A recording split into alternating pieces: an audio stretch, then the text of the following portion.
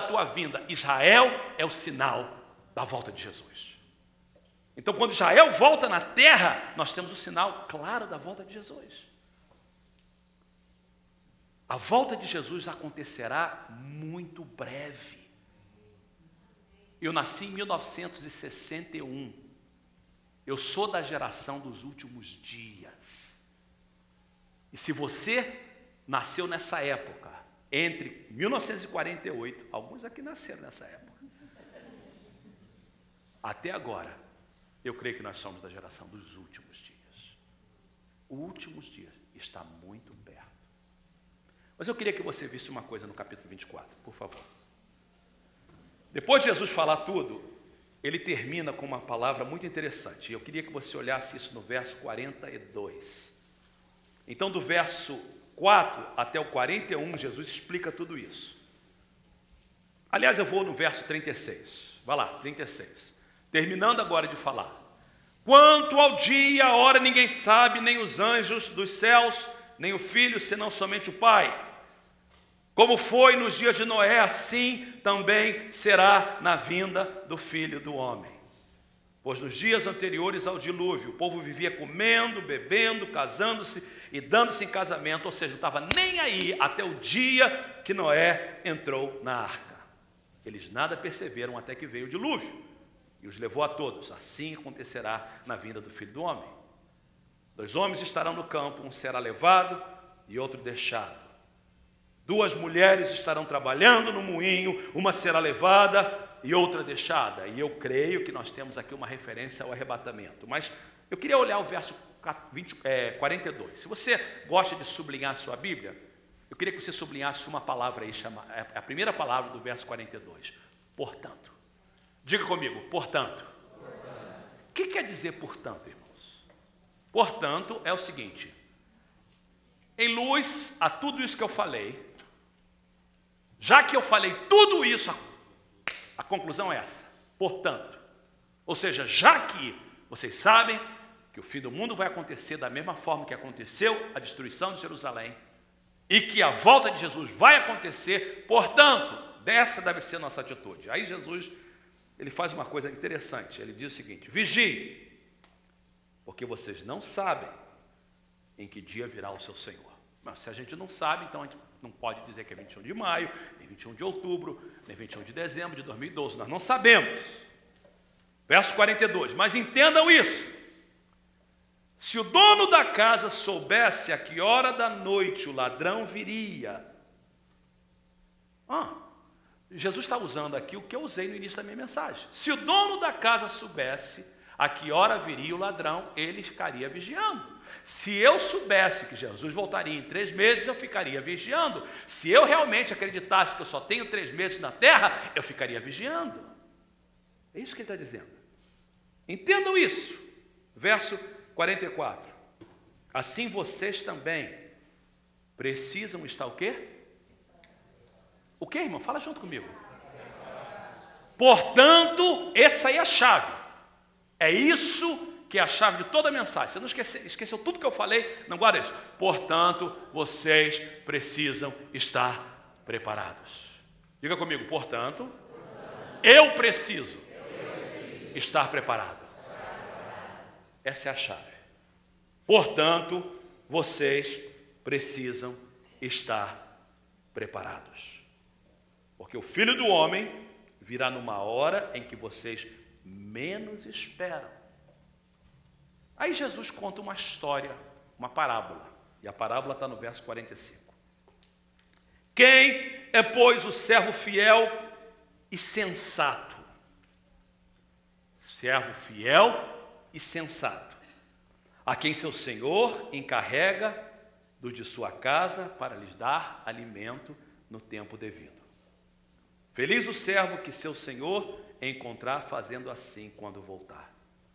Garanto-lhe que ele o encarregará de todos os seus bens.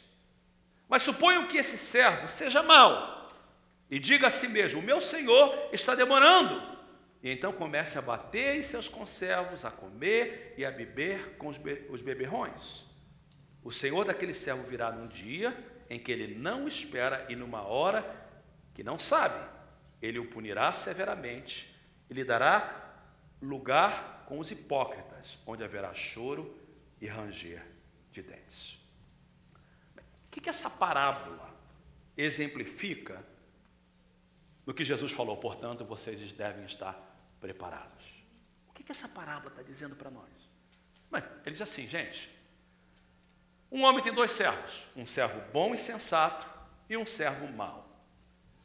Qual é a diferença do servo bom e sensato? O servo bom e sensato, diz claramente o texto, ele está ocupado fazendo o que o mestre mandou fazer.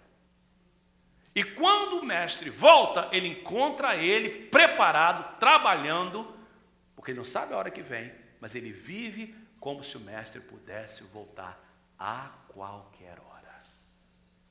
É isso que Jesus quer. Essa deve ser a nossa atitude. Se a gente crê que Jesus fosse voltar essa noite, a gente tem que estar preparado. Deixa eu fazer uma pergunta para você. E essa pergunta eu faço para mim mesmo. E eu não falo com nenhuma presunção essa manhã, mas eu falo com convicção. Se Jesus voltar hoje, eu estou preparado. Se Jesus voltar hoje, tem muita coisa que eu quero fazer. Mas se Jesus voltar hoje, eu não vou chorar dizendo, me dá mais tempo. Eu estou pronto, irmãos. E é isso que eu quero de cada membro dessa igreja. De cada membro dessa igreja eu quero essa atitude. Pode voltar, Jesus, eu estou pronto. Irmão, eu amo viver. Eu amo a vida. Mas, sinceramente, eu estou pronto para Jesus voltar hoje. E você? Porque o servo bom e o servo sensato é aquele que vive trabalhando e pronto para Jesus voltar a qualquer hora. O servo mau, qual é a característica do servo mau? É servo, os dois são servos. Ele não está falando para crente, não está falando para não crente. O servo mau é aquele que diz consigo mesmo, o meu Senhor está tardando em vir. Ele diz que vai voltar, mas não voltou. Então o que ele faz? Duas coisas. Ele bate nos seus conservos e ele vive bebendo e comendo. O pastor Todd pregou nessa passagem no culto inglês de uma forma fabulosa e ele diz que há duas características desse servo mau: brutalidade e carnalidade. Eu achei interessante os termos que ele usou, brutalidade e carnalidade. Porque brutalidade, diz assim, ele bate nos seus conservos, ou seja, aqueles que são servos com ele. Então, a característica do servo mau são três. Primeiro, ele acha que Jesus não vai voltar. Segunda característica, ele maltrata os seus irmãos, ele não vive em comunhão com seus irmãos. E número 3, ele vive em carnalidade. Esse é o servo mau, esse é o servo insensato. Na igreja primitiva e no pentecostalismo, os crentes falaram, nós não vamos ser servo mau. Nós não vamos ser insensatos, nós vamos viver como se Jesus fosse voltar agora. E olha o que diz o texto no verso 45, diz assim, quem é, pois, o servo fiel e sensato, que quem o seu Senhor encarrega dos de sua casa, ou seja, dá a ele algumas coisas para fazer, para lhes dar alimento no tempo devido, feliz o servo que seu Senhor encontrar fazendo assim quando voltar. Eu sugiro para a igreja que é essa atitude que Jesus quer da gente. É essa atitude que Deus quer de um bom servo, de um servo fiel, de um servo sensato. A igreja primitiva cria dessa forma. Os primeiros pentecostais criam dessa forma. E a igreja de hoje tem que crer dessa forma. E eu prego com convicção essa manhã, todos que fazem parte dessa igreja, nós temos que crer dessa forma. Em João capítulo 14, Jesus diz claramente para os discípulos, não se turbe o vosso coração, crê em mim. Eu vou para a casa do meu pai, mas eu vou voltar